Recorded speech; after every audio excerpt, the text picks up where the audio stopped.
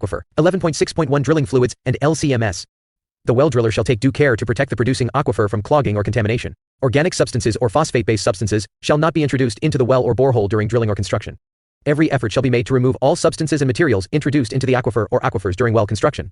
Substances and materials shall mean all bentonite and polymer-based drilling fluids, filter cake, and any other inorganic substances added to the drilling fluid that may seal or clog the aquifer. All polymers and additives used in any well shall be certified by NSF ANSI approval standards for use in potable water supply wells, or equivalent standards as approved by the state engineer. The introduction of lost circulation materials during the drilling process shall be limited to those products that will not present a potential medium for bacterial growth or contamination. Only LCMs which are non-organic, which can be safely broken down and removed from the borehole, may be utilized. Unacceptable LCM materials include paper or wood products, brands, hulls, grains, starches, haze or straws, and proteins. This is especially important in the construction of wells designed to be used as a public water system supply. All polymers and additives used in any well shall be certified by NSF approval standards for use in potable water supply wells, or equivalent standards as approved by the division. The product shall be clearly labeled as meeting these standards. Polymers and additives must be designed and manufactured to meet industry standards to be non-degrading, and must not act as a medium, which will promote growth of microorganisms. 11.6.2% Containment of drilling fluid. Drilling or circulating fluid introduced into well drilling and construction requirements. The drilling process shall be contained in a manner to prevent surface or subsurface contamination, and to prevent degradation of natural or man-made watercourses or impoundments. Requirements regarding the discharges to waters of the state are promulgated under Section R 317.8.2, and regulated by the Utah Division of Water Quality. Pollution of waters of the state is a violation of Title 19, Chapter 5, Utah Water Quality Act. 11.6.3 Mineralized, contaminated or polluted water. When a water-bearing stratum that contains non-potable mineralized, contaminated or polluted water is encountered, the stratum shall be adequately sealed off so that contamination or commingling of the overlying or underlying groundwater zones will not occur. Water-bearing zones with differing pressures must also be isolated and sealed off in the well to avoid aquifer depletion, wasting of water, and reduction of aquifer pressures. 11.6.4 Downhole equipment. All tools, drilling equipment, and materials used to drill, repair, renovate, clean, or install a pump in a well shall be free of contaminants before beginning well construction or other in-well activity. Contaminants include lubricants, fuel, or bacteria that will reduce the well efficiency, and any other items that will be harmful to public health or the resource or reduce the life of the water well. It is recommended that excess lubricants placed on drilling equipment be wiped clean before insertion into the borehole. 11.6.5% Well disinfection and chlorination of water. No contaminated or untreated water shall be placed in a well during construction. Water should be obtained from a chlorinated municipal system. Where this is not possible, the water must be treated to give at least 100 parts per million free chlorine residual. Upon completion of a well or work on a well, the driller or pump installer shall disinfect the well using accepted disinfection procedures to give at least 100 parts per million free chlorine residual equally distributed in the well water from static level to the bottom of the well. A chlorine solution designated for potable water use prepared with either calcium hypochlorite in powdered, granular, or tablet form, or sodium hypochlorite in liquid form shall be used for water well disinfection.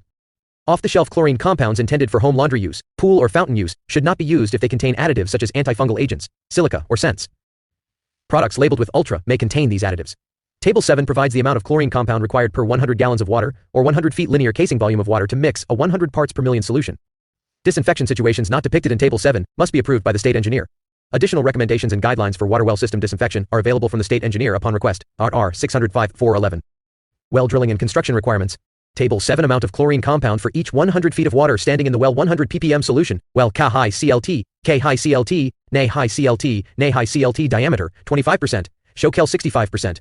Hokel 12 trade percent 100% CL inches, ounces. Fluid ounces, pounds 2, 10.50, 3.50, 0.034, 3.50, 1.50, 0.066, 83, 16, 0.128, 14.50, 5.50, 28, 0.2 or 2a, 70, 1.034, 0.42, 150, 45, 0.34, 0.50, 170, 107, 0.50, 1658, 0.16, liquid. 11.7.7 Special Rechlorate. Explosives used in the section of casing designed or expected to serve as the surface seal of the completed well, whether or not the surface seal has been placed. If explosives are used in the construction of a well, their use shall be reported on the official well log. In no case shall explosives, other than explosive shot perforators specifically designed to perforate steel casing, be detonated inside the well casing or liner pipe. 11.07.2 Access Port. Every well shall be equipped with a usable access port so that the position of the water level, or pressure head, in the well can be measured at all times. 11.07.3 Completion or abandonment. A licensed driller shall not remove the drill rig from a well site unless the well is completed or abandoned. Completion of a well shall include all surface seals, gravel packs or curbs required. Dry boreholes, or otherwise unsuccessful attempts at completing a well, shall be properly abandoned in accordance with Section R 655-414. Upon completion, all wells shall be equipped with a watertight, tamper-resistant casing cap or sanitary seal. 11.7.4 Surface security. If it becomes necessary for the driller to temporarily discontinue the drilling operation before completion of the well or otherwise leave the well or borehole unattended, the well or borehole must be covered securely to prevent contaminants from entering the casing or borehole, and rendered secure against entry by children, vandals, domestic animals, and wildlife. R 655-4-11. R 655-411. Well drilling and construction requirements. 7.7.5 Pitless adapters and units.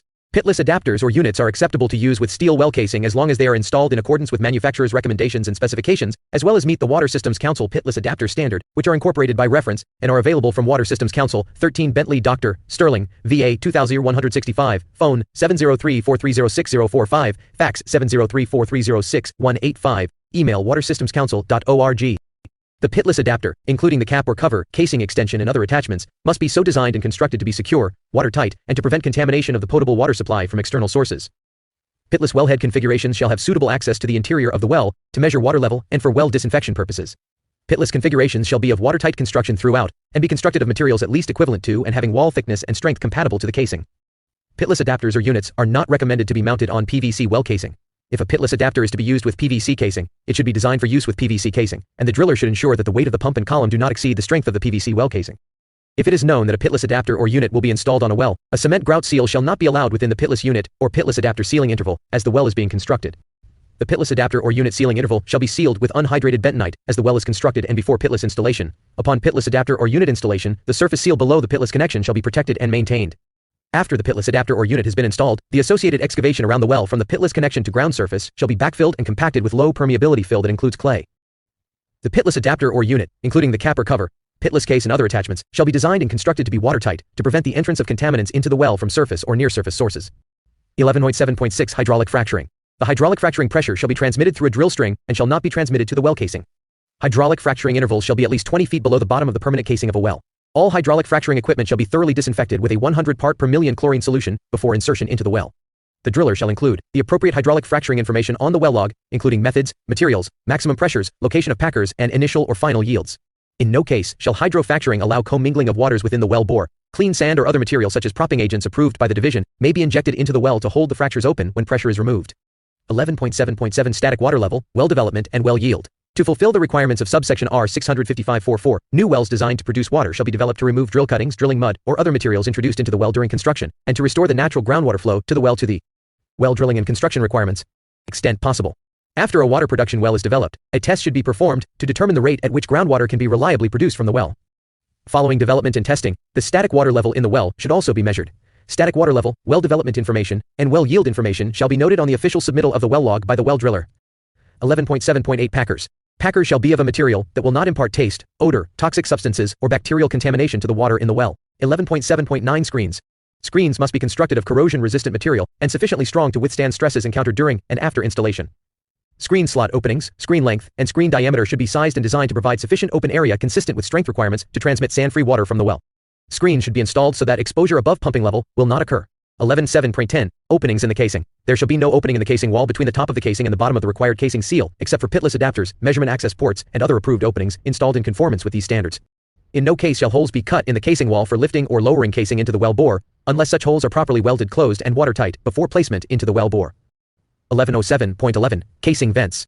If a well requires venting, it must terminate in a downturned position, at least 18 inches above ground level, at or above the top of the casing or pitless unit, and be covered with a 24 mesh corrosion-resistant screen, R 655.4.11.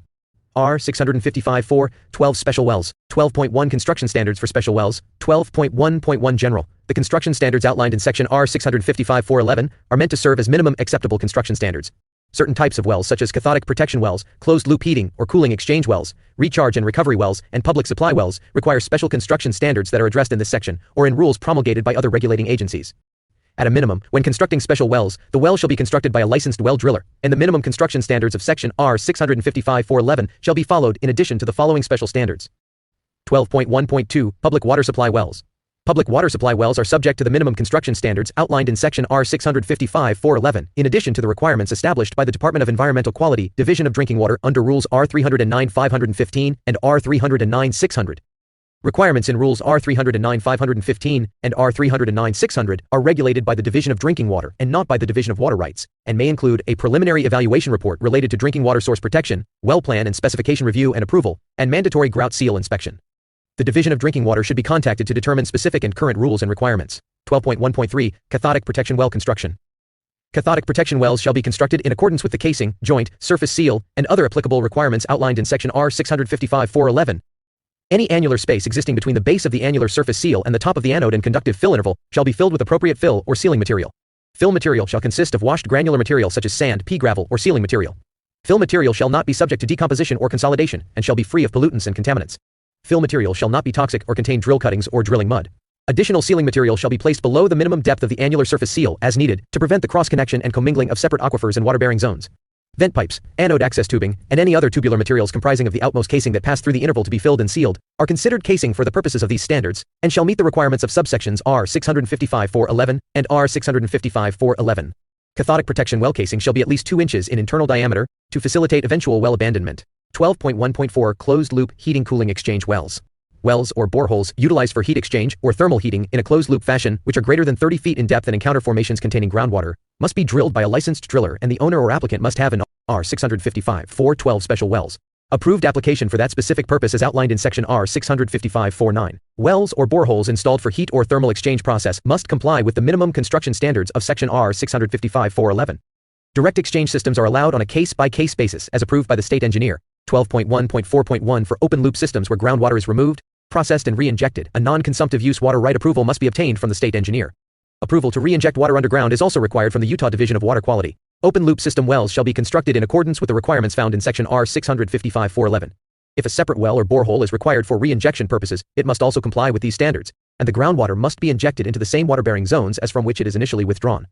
The quality and quantity of groundwater shall not be diminished or degraded upon re-injection. 12.1.4.2 Closed-loop heat exchange wells must also comply with the guidelines set forth in the National Groundwater Association Guidelines for construction of vertical boreholes for closed-loop heat pump systems, which are copyrighted and available from the National Groundwater Association at 601 Dempsey R&D, Westerville, 043,081 to 8,978.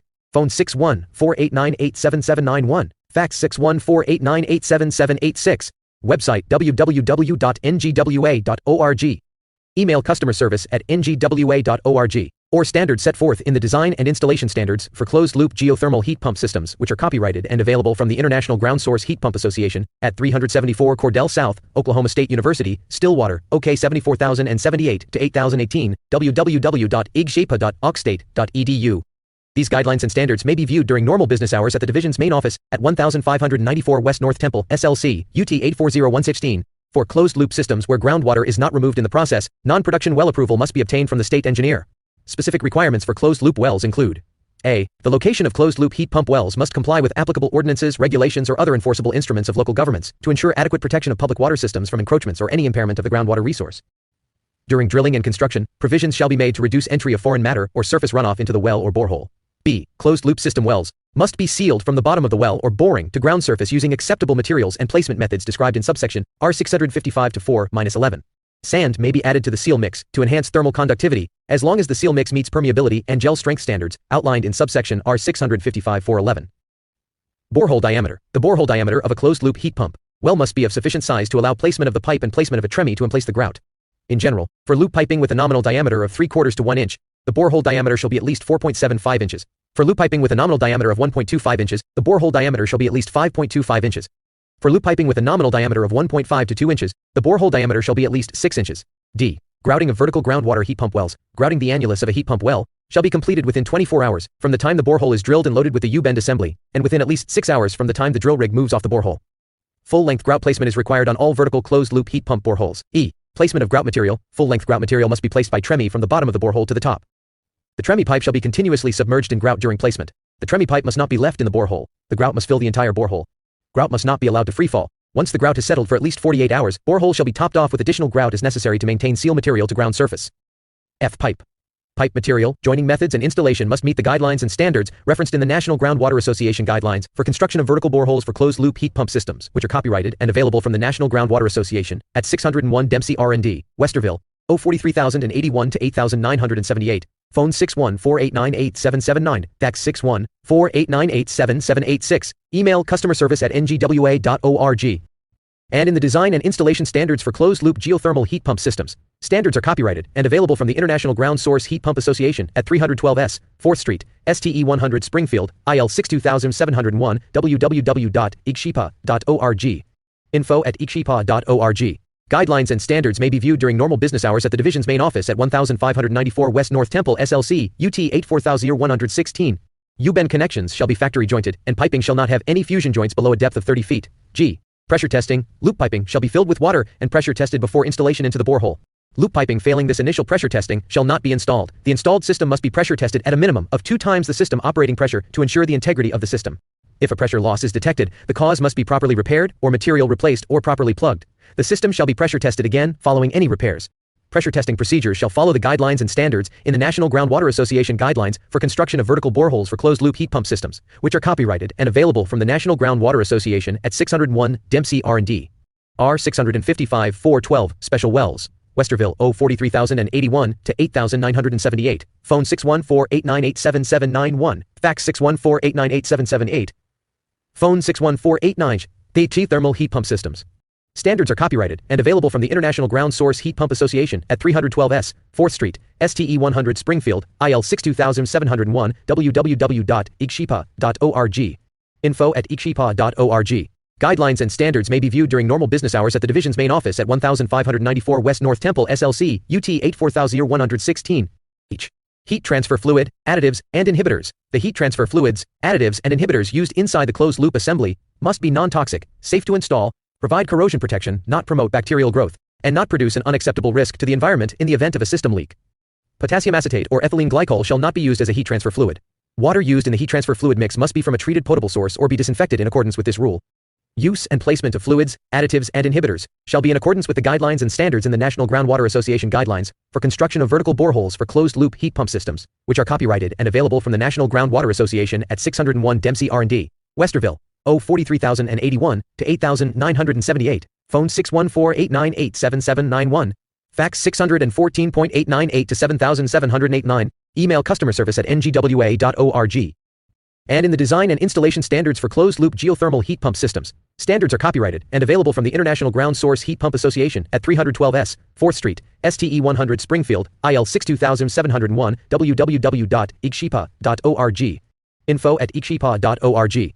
Guidelines and standards may be viewed during normal business hours at the division's main office at 1594 West North Temple, SLC, UT 84116. Abandonment. When closed-loop heat exchange wells are required to be permanently abandoned, the standards referenced in subsection R 655-412 shall be followed. The state engineer shall be notified before loop field abandonment. All heat transfer fluids shall be flushed and removed from loop piping before abandonment. Below-ground loop piping to be abandoned shall be filled completely with acceptable grout, and the loop piping ends properly capped or sealed. 12.1.4.3. This rule pertains only to the heating and cooling exchange well constructed to a depth greater than 30 feet, and are not intended to regulate the incidental work that may occur up to the well, such as plumbing, electrical, piping, trenching, and backfilling activities.